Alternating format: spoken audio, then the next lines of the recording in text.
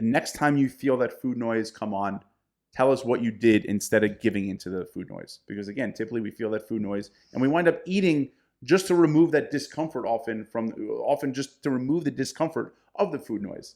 It's not necessarily Yep. about the food. Like then it becomes a double whammy. It's like we're not even dealing with whatever is bothering us. It's just the food noise. The loop after a while just drives us crazy. So we're eating to remove ourselves from that.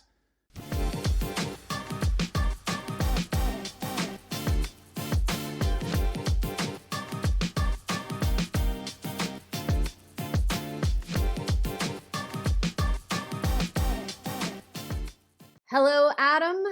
I like this shirt you're wearing. Tell me about this because I don't think I get it. Thank you. It says this town with the Knicks logo. Mm-hmm. Tonight is the season opener for the New York Knicks. The torture begins. Although Yes. in the last few years it's been a lot of fun, and there was a lot of noise given how we got. We lost last year to the Pacers. Very, very challenging and frustrating series given the amount of crazy shots they hit in that series. There's a lot of noise that this is the year. Hmm. This is the year we're going all the way. And as a diehard Knicks fan, I got to represent, and I am super excited. Well, I wish I could say I get it, but I don't. But I'm thrilled for you. I'm thrilled for all the Knicks fans out there, and I hope that they make the noise worthwhile. Thank you. I Yeah, appreciate it. We'll take any and all positive vibes for the next season. I really sending want them to out. see them win a championship in my lifetime. It's gonna happen. It's gonna happen. Fingers Well, crossed. all right. So noise. I mean, this is kind of a lead-in, right, to what we're going to talk about today. It's funny you should mention that. Yes. Food noise. Hmm. It's a booger. It's a booger, and we hear about it constantly. Yes. And people are like, hey, does my body tutor help with food noise? Yes, that is what we do. Yeah, That is one of the reasons why we're so successful at what we do. We it's help true. you reduce that food noise. Yes. Yes, absolutely. And I mean, there's really, it's not, no tricks, right? My body tutor, we bring it to you straight on. And I think that's what we should deliver today. Let's just cut to the chase. What is it? Why do we have it? How can we cope with it? And how in the world can we eliminate it? I love it. You told them what you're going to tell them. We're going to tell them now, and then we'll tell them what we told them. The Adam approach to success. Successful delivery. Okay, what the heck is it? I'm going to let you take this one because when Oh, we were all talking right. about it, you said it so eloquently. I mean, did I? Well, to me, it's a mental loop, right? It's like this, it's a mental loop and it just goes and it goes and it goes. And you just find yourself like off in like a mental loop land thinking, what about some food? I'll have a snack. Am I hungry? What would I eat? What's for lunch? What's for dinner? What's for breakfast tomorrow? It's just like crazy. It's a mental loop, it's a mental habit. That's it. All Plain right. Jane, mental habit. Yes. I mean, I think some would classify it feels like this obsessive thinking or overthinking about food. Yes. And as Yes. you said, though, it is a mental loop. But Yep. that is, people, I feel like I'm obsessively thinking about food. I can't stop thinking about food. It's all I think about. And it feels like it fills every crack and crevice, right? Like of your mental space. Like if you have food noise, you just wish you could think about something else. Am I right, Yes. Adam? Yes. Like it would be like, who would I be without this food noise? What would I be without this food noise? Yes, no doubt. What is my life? why? Why is it all that I think about? But actually, that's a great By the way, question. we'll tell them soon enough. Yeah. Yes, exactly. I was gonna say that's next, right? Like, why do we have food noise? Why do we have this mental loop? And to be clear, okay, there's several reasons. The first, the base reason, the foundational piece is it's a distraction, Hmm. right? We develop this mental habit of thinking about food to distract ourselves. At the core, distract ourselves from something uncomfortable. Now, Adam, it could be as simple as the pile of laundry that has grown over the weeks. It could be Yes. something as simple as dealing with all the Amazon returns that have piled up in your mudroom. Yes, it could or be. in your trunk. Yes, Right? it could be this project at work that is daunting that you don't know where to start. It could Hmm. be making that uncomfortable phone call. Whatever it might be, it is our escape from discomfort. Yes.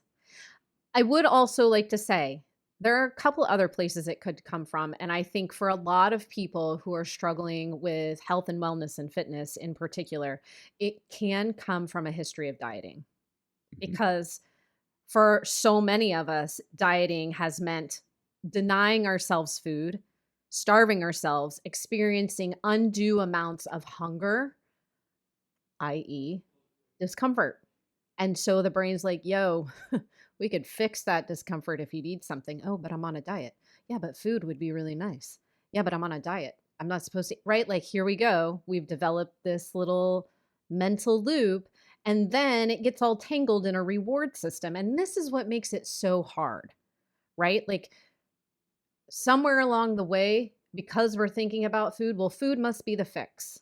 And so Mhm. then we eat. And then, wow, I got me a little reward. That feels better. The noise quiets down for a little while. And then before long, something else uncomfortable comes up. And here we've just created ourselves a little Pavlov situation, Yep. right? Lots to unpack there. I Um, know it's a little tangled. so number one, I mean, do we want to get into strategies to reduce it? But well, whatever. We'll just go with it. So number one is like, yes, when you're starving, when you're ravenous, you're going to think about food. That is a natural, biological function. So Hmm. one of the things we like to do at My Body Tutor is always solve for hunger. And like I always like if you're hungry, you're going to have irrational short-term thoughts. We all have our short-term irrational mind versus our long-term rational mind. When you're ravenous, ravenous equals irrational. Everything Yes. looks and sounds amazing when you're really hungry. So one of the best ways to prevent that is to eat regularly, right? We can't control what we crave when we're hungry, but we can control how often we eat. And by Yes. eating regularly and by solving for hunger, you're going to drastically reduce the amount of food noise. And that's one of the reasons, listen, of course I'm biased, but like that's one of the reasons why I believe in our methodology so much is we're not asking you to be starving to lose weight. That never works, right? It might work for the very short term, but it never lasts. Hmm. And I think there's a differentiation in there that you touched on several times that I think is really important. And it is a nuanced thing that we do work with our clients on at My Body Tutor. There's a difference between hunger and starvation, Yes, good you point. know, feeling hungry and feeling ravenous. Um, there is a fair amount of getting used to natural levels. I say natural, or just like your personal levels of hunger. Hunger is a sensation we need to experience. Um, being ravenous and irrational. And I think that's the differentiator, Adam. That Yes. irrational thing tells you you're in a territory you really shouldn't be in. And listen, it happens, right? Like on occasion, we get far away from food and we do get ravenous. But if you're experiencing that on a regular basis, you're in a territory you need to come out of. Right. You're eating So, too little. yeah. Yeah. So solving for hunger, right, kind of removes that question from this equation of why do I have this food noise? Am I distracting myself from starving? Well, if you're addressing hunger, solving for hunger, then nope, that's not on the table. So it must be something else, right? And we'll kind of get down to that a little bit later. But okay, solve for hunger. We Yes. want to eat well. Go And just ahead. to quickly touch on to add on what you touched on, you know, I think it's important. Like I think a lot of times people are used to feeling full and they're not yet used to feeling satisfied. And Hmm. that discomfort, again, that can create food noise, but it like anything, it takes practice. And if you work through the practice long enough, then soon enough, feeling full is actually going to feel uncomfortable. Whereas, Yeah. right now feeling satisfied might feel uncomfortable at first. Right. Right. Okay, so that really is kind of number one in how we approach solving for food noise. Um, we want to remove as many question marks from the equation, and I think solving for hunger is the probably one of the easiest ones to remove from the equation. Agreed? Agreed. I think the next one is too. Um, Okay, tell me. so it's hard to control your thoughts, but it's a lot easier to control your thoughts if you control your input. So if you're reading about food all day long, if you're listening to food all day long, if you're watching TV shows about food all day long, guess what? You're likely going to be thinking about food all day long. Yeah. I mean, So so what are we talking about here? Designing your inputs environment, in your input and environment. environment. Okay. Yes. Got it. Yeah, I mean, on some level, I agree it is an easy variable to remove from the equation, but there are a lot of instances. Adam, you know what I thought about the other day? I thought about when I worked in an office setting Hmm. and how I clearly remember I got to a point where I thought about food a lot sitting at my desk. First of all, it was probably the most boring job known to mankind. I couldn't even really tell you what I was supposed to be doing there. It was a temp job. And I was pregnant at the time. It was just like all around miserable. But guess what? Food noise was sky high, and there was always a break room full of all sorts of goodies, and I could just eat my way through the day if I wanted to. So I think it is really tough, right? Like this variable, there's a lot that's within our control. There's a lot that might not be. I mean, you can't control what commercial comes on TV, right? By the way, I take that back. I totally agree. It is not nearly as easy. I agree. It is. It can But be very challenging. it can be, but there's still a lot of power we personally have, right? Yes. Just because the donut's on the table does not mean I have to go over and have it. Yes. First Also, off, if oh, oh, sorry. go ahead. One thing that I was thinking as you were talking about your boring job, when our mind is not occupied, our mouth wants to be. Um, Mm, so again, distraction, right? You were bored out of your mind. Food yes. was serving you a purpose. And again, just going back to what it is and why we do it, every behavior, positive or negative, serves us in some way. And I think when you understand that on a fundamental level, it's like, this is serving me in some way. This is doing something for me in the moment. Even if it's a negative behavior, even if it's something we don't want to do, it is distracting you, it is serving you, it is alleviating your boredom, whatever it might be. Well, it certainly did. It certainly did serve a purpose. And I don't know. I mean, there's a lot of, we hear a lot of people say, like, oh, my kids bring these snacks home, my partner brings this home, leaves it on the counter, things like that. You know, Sometimes you're not in control of what they bring home, right? But there's a conversation in there that could be had. Don't leave that stuff on the counter. If you bring it Yes. home, put it away. I don't want to Yes. see it. Right. And then you've got to put yourself on the line, right? But the food noise is probably in the background going, you know what? I don't have to think about that hard conversation right now. Let's go have a snack. Right. And then also just in terms of like your own personal feeds, like social media, whatnot. Like I love trying new restaurants.